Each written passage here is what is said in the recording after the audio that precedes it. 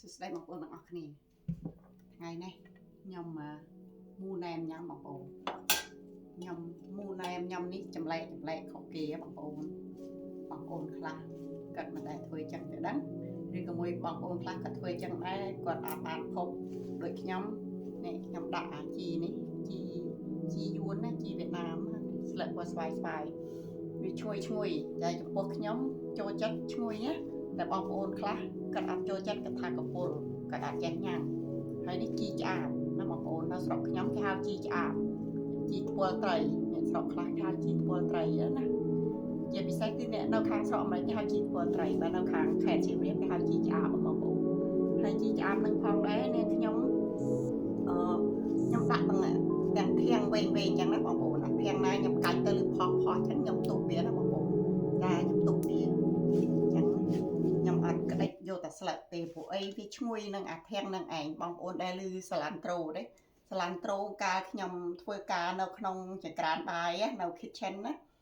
វៀតណាមី kitchen ណាគេបង្ហាត់គេបង្រៀនក្បួនពួកខ្ញុំគេថាសាឡាន់ត្រូគេសួរគេថាដឹងសាឡាន់ត្រូដឹងកន្លែងណាដែលល្អជាងគេហើយឈ្ងុយមានរសជាតិឈ្ងុយយ៉ាងគេហើយឆ្ងាញ់យ៉ាងគេដឹងកន្លែងណាទេភាគច្រើនគេយកស្លឹកមែនទេបងប្អូនគេថាស្លឹកឈ្ងុយតែការពិតណាមេខ្ញុំណាគាត់ថាការពិតទៅសាឡាន់ត្រូមិនមែនឈ្ងុយដោយសារស្លឹកទេឈ្ងុយដោយសារដើមវាបងប្អូនរឹសវាតែម្ដងហើយកាលនោះខ្ញុំធ្វើអ្នកខុកនៅកាស៊ីណូបងប្អូនហើយទៅគេហៅ Store Ginger ណាយាយowner ណាឈ្មោះគាត់ My Fam យកលើកឈ្មោះគាត់មកនិយាយចុះហ្នឹងហើយ My Fam គាត់ធ្វើទឹកស៊ុបទឹកអីតែខ្លួនគាត់ទេគាត់ធ្វើទឹកស៊ុបលក់ទៀតផង chicken broth ដូចថា vegetable broth អីគាត់ធ្វើលក់ដែរហើយគាត់ធ្វើ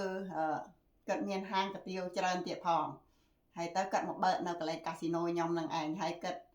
ភាគច្រើនពួកអាស៊ី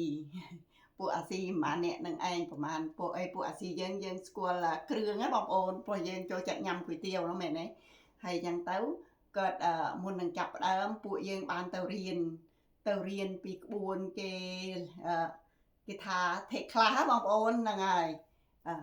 ថាគេត្រូវធ្វើយ៉ាងម៉េចខ្លះរបៀបកាត់របៀបផ្សំគ្រឿងស្អីហ្នឹងណាហ្នឹងហើយទៅគាត់ប្រាប់គេថាសាឡាន់ត្រូបាទអ្នកឯងធ្វើស៊ុបធ្វើអីណាយករឹសវាលាងដីវាស្អាតយករឹសវាមកដំដាក់ធ្វើស៊ុបស្ងោរអីក៏បានដែរមែនតាបងប្អូនឈ្ងុយឆ្ងាញ់មែនហើយ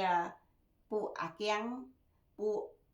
អ្នកខ្លះដែលអត់ដឹងយកតែស្លឹកតែឥឡូវខ្ញុំអត់ទេឥ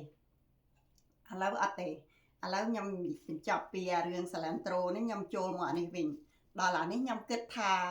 វាក៏ឈ្ងុយឆ្ងាញ់ដូចជាសាឡាន់ត្រូដែរព្រោះអីសាឡាន់ត្រូនឹងអានេះវាប្រភេទជីដែរណាបងប្អូនចឹងហើយខ្ញុំធ្វើចឹងទៅណាមានជីតែពីរមុខទេហើយអត់មានត្រសក់ទេបងប្អូន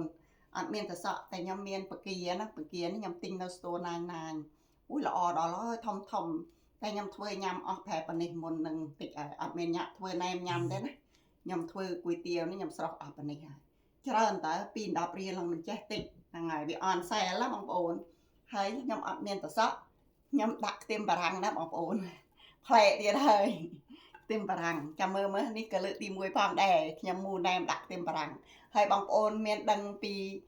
គុណនិងអត្ថប្រយោជន៍របស់ខ្ទឹមបារាំងទេខ្ទឹមបារាំងល្អបងប្អូនខ្ញុំមិនមែនអ្នកជំនាញឬឯកទេសខាងសុខភាពអីទេប៉ុន្តែខ្ញុំគាត់តែដឹងត្រួសហើយណាបងប្អូនហើយអញ្ចឹងហើយខ្ញុំមិនអាចបកស្រាយជា detail ថាវាត្រូវវាល្អចំពោះអ្វីខ្លះទេគាត់តែដឹងថាល្អចំពោះសុខភាពណានិយាយរួមទៅបន្លែបន្លក់អ្វីគឺសុទ្ធតែល្អមានមុខងារមួយយ៉ាងម្នាក់ណាបងប្អូនអញ្ចឹងហើយកុំអោយភិកគីញ៉ាំទៅគ្រប់មុខហើយនេះមានសាឡាត់នេះវាវែងខ្ញុំកាត់វាជា3បងប្អូនខ្ញុំកាត់វាជា3ហើយក្នុងនោះក៏មាននំបញ្ចុកផងដែរនេះនំបញ្ចុកនេះនំបញ្ចុកខ្ញុំស្រស់ហើយនេះនៅក្តៅអ៊ុនដល់ហើយណាបងប្អូនចឹងហើយខ្ញុំដាំទឹកនេះខ្ញុំដាំណាបងប្អូនខ្ញុំដាំទឹកឥឡូវខ្ញុំត្រូវដាំសាជាថ្មីឲ្យក្តៅដើម្បី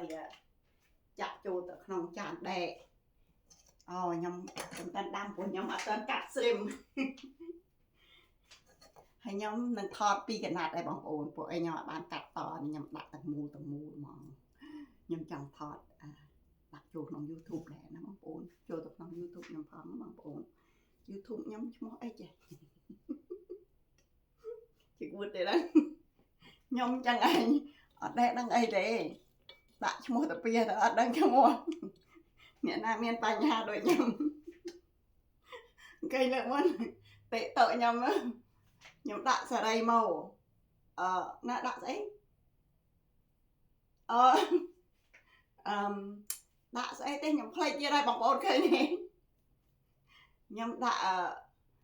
សេរីមានរិទ្ធហ្នឹងហើយសេរីមានរិទ្ធដល់ពេលហ្នឹងឡើងខ្ញុំនឹងខំទៅប្រាប់គេណាចូលកុំភ្លេចចូល follow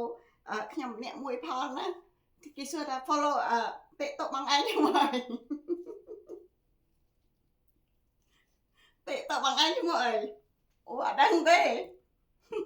ព្រមទៅគេថាខ្ញុំជិះខ្ញុំដឹងគេថាខ្ញុំជិះខ្ញុំទៅថាខ្លួនឯងជិះដែរចឹងណាអូយមានណា it happen ហើយនេះស្រីមខ្ញុំកាត់យ៉ាងស្រីមធំនេះខ្ញុំកាត់ពីខ្ញុំភ្លេចថតឲ្យមើលនេះខ្ញុំកាត់វា in two pieces ចឹងណា not even this one ចឹងមកហើយស្រីមនេះល្អដល់ហើយទិញមកណាគេបកឡើងគេកាត់អាចកាត់នោមឲ្យអស់ណាចែកអ្នកបងប្អូន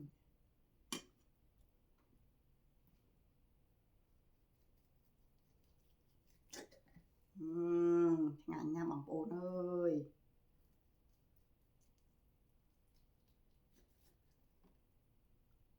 ចឹងទៅមូទៅដាក់2ស្រីម2ណែមួយដាក់3ប្រទេសអត់ដាក់2ទេ2ច្រើនពេកធំពេកដាក់លែច្រើនចឹងណាបងប្អូន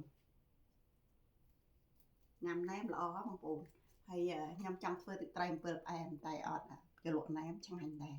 តែនេះខ្ញុំធ្វើទឹកត្រីខ្ញុំនេះពណ៌វាមិនសូវល្អទេបងប្អូននេះពណ៌វាមិនសូវល្អខ្ញុំធ្វើពីក្រូចឆ្មាលឿង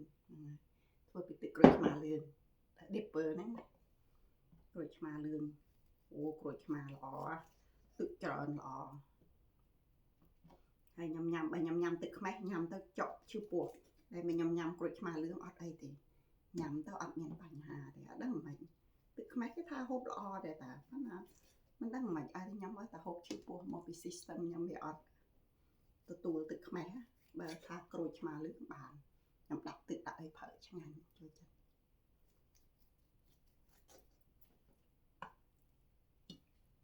ហើយបងប្អូនចាំមើលវគ្គបន្តទៀតអូខេបងប្អូនអរគុណច្រើនបាយបាយជម្រាបលាមកវគ្គសិនហើយចាំជួបគ្នាវគ្គមូម្ដងអូខេបងប្អូនអរគុណដែលបានតាមដានមើលវីដេអូរៀបចំមូណែមរបស់ខ្ញុំណាបងប្អូនអរគុណរីករាយថ្ងៃសុខទាំងអស់គ្នា Happy Friday everyone bye